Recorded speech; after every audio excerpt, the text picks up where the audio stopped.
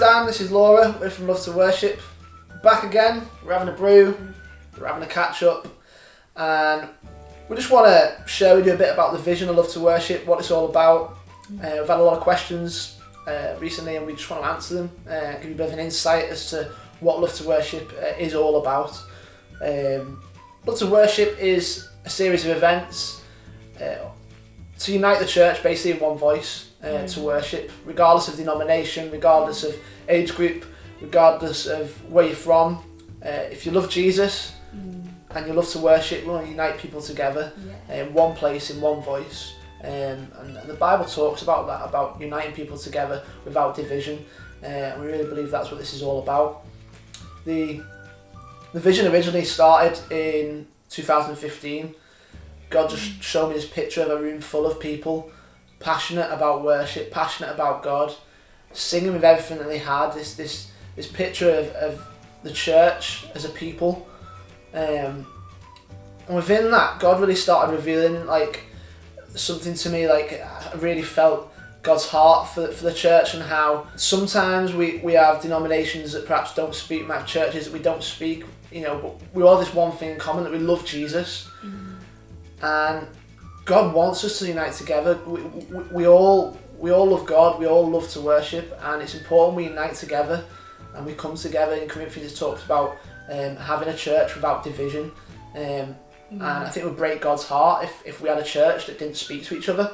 And out of that just came some really, really kind of big values of worship.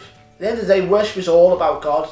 It should always be about God, regardless of what we're doing. Worship is all about God, and we often lose that, I think, in worship. We often, through all kinds of reasons, we may start putting the focus on ourselves. Occasionally we may put the focus on someone else, and there was some kind of things that came out of this that we really wanted to make sure we get right within Love to Worship. Things such as, we want to have a night where there's no agenda. So I think often agenda can just get in the way of God moving, and we want to put on a night where it's just worship. There isn't a message.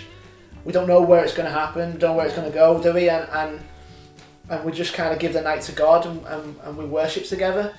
There's other things around, like obviously the denomination, what we just spoke about, age group, geographical area. We don't want that to be a barrier to bringing people together.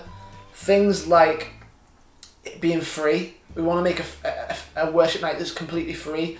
Regardless of how big this goes, we want to make sure that this event stays free. We want everyone to be able to come to it. We don't want to put a price on us being able to worship, because the biggest price has already been paid, and God's given us that, and God wants us to worship Him, and we get to worship Him, and by making it free, it's available to everyone, and we want to make sure that's a big value of Love to Worship. Another value is about changing the band. You might see at the events. So we have a number of events that have run. I think we're on our fourth event that Laura's going to talk about in a sec. And these events are designed to have different bands every time, because we don't want the focus to be on us or on a certain band member or a certain leader. This is all about God, and we just want to make sure the value of worship, which is that it's all about God, that is just homed in on every single event. We don't want it to be about us or about anyone else. And we just want to make it just a really accessible evening where people can come together, we worship, we encounter, and we take it with us, and we're really seeing that. So we started January 2018 this year. I just got 20-ish close people to me, people I could feel vulnerable with. We just got in one place, shared the vision, and we worshipped. And it was really powerful, wasn't it? Like we just worshipped, and we talked about what this vision could turn into, and it all started from there, really, didn't it? Yeah. So the first event that we held after all of our vision meetings, and after God just planted in our hearts what He wanted to do, the first meeting was at St Helens CLC in June this year. It was a really good event. There was so many churches from across the region coming together, and they wanted to come and just support us, and we were super appreciative of that. And the general feel of the night was that people were just reconnecting with God. They were being refreshed. They were just wanting to seek God. they were wanting to worship him, and it was just really refreshing. It was really refreshing to be in God's presence, that there was no agenda, that we weren't trying to, you know, achieve anything. We just wanted to connect with our Father.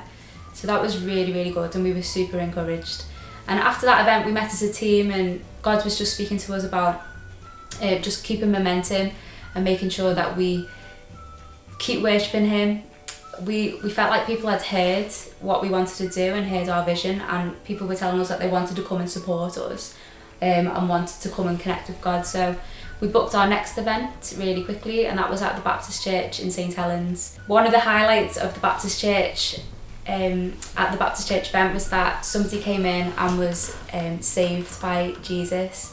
There was a salvation.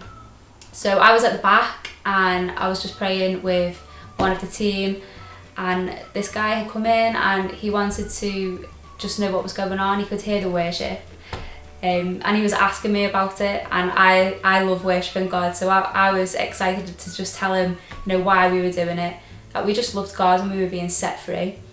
And he wanted to pray, and he started to ask about how he could give his life to God. So we were open to that. Because there was no agenda, it was really easy for us to do that. So, and we were just chatting before as well. That wasn't on our agenda actually, to have anybody saved. So it was just incredible for us, because we didn't have that, you know, prepared. It's like a bonus. Yeah, so God really opened our eyes to what we could be expecting from these events, which is just the best thing about it. The next event was at Billinge, and before we got to Billinge, God was talking to us about us being battle ready, and that there was going to be a lot of breakthrough. We didn't know what it was going to look like, but when we got there, people, you know, very quickly into worship, people were literally falling on their knees. There was lots of physical healings, a lot more than other events. God was specifically just wanting to heal his people. So if you were at the event, then you would know there was just a heavy presence of God. People were dwelling in his presence, and people were being set free again. So yeah, that was so good. So through 2019, we're going to be hosting more events. We've been praying as a team, and like we've said, we want to just keep momentum with this. We feel like God is doing something really good, something really exciting. So there are going to be a lot more events. We've also been praying, and we feel like we should be looking to do events in a lot more churches. You know, where God's wanting to unite churches across the Northwest, but even further as well. So we want to continue to push into that, push into God uniting his church, God uniting different denominations, God uniting different types of people. So we're excited about that. We've also been praying about going into places that aren't church. We want to go and worship there, and we want to just pray that God would deposit his presence there in a way, and that there would be breakthrough wherever it is that we go to worship. That is something that is really on our hearts actually. So yeah, we're just really excited about what's going to happen in 2019. And if you want to join us, then do. Yeah, so you might be asking, what do they look like? What do these events look like? What are they? And basically, it's just people gathering in one place just to worship with no agenda. It's as simple as that. Over the last 6 months, we've seen over 28 churches, 30 churches join together. The last event we saw around about 180 people of all denominations, and we just want to see that grow. We want to see more churches get on board with this. We want to see more people united in one voice. It'd be amazing. So if you're looking to see what a typical Love to Worship event looks like, come down, have a look. It's a night literally of just worship, no message, no agenda, nothing else. We just rock up and we just worship. We give the whole night to God.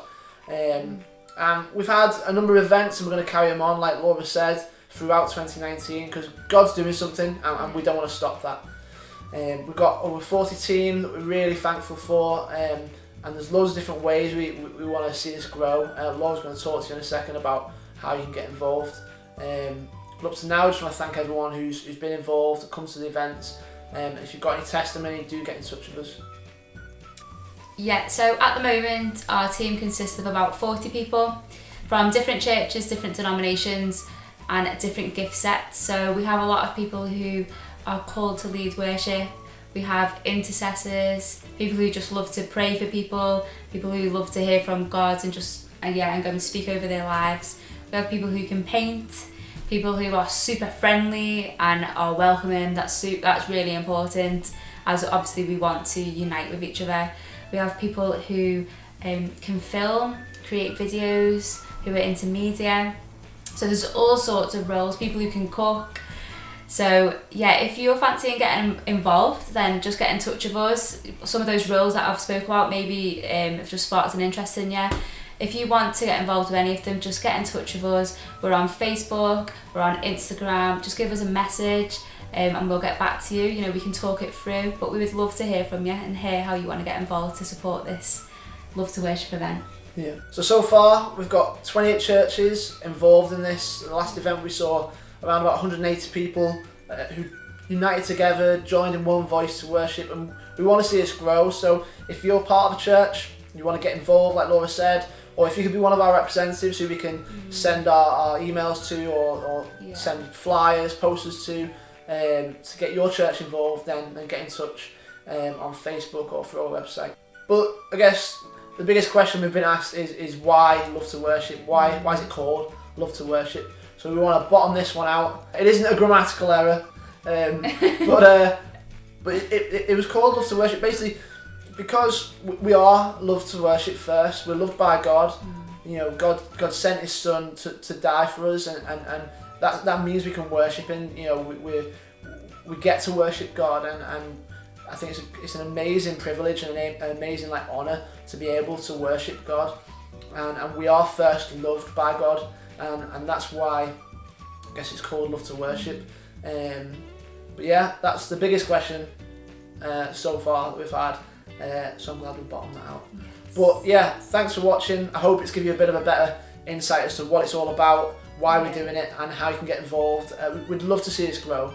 We'd love to see more churches get on board. And yeah, we're excited, aren't we? Yeah, it's been great to catch up and have a brew with you, Sam. Yeah, it was a very good brew actually. It was. Cheers.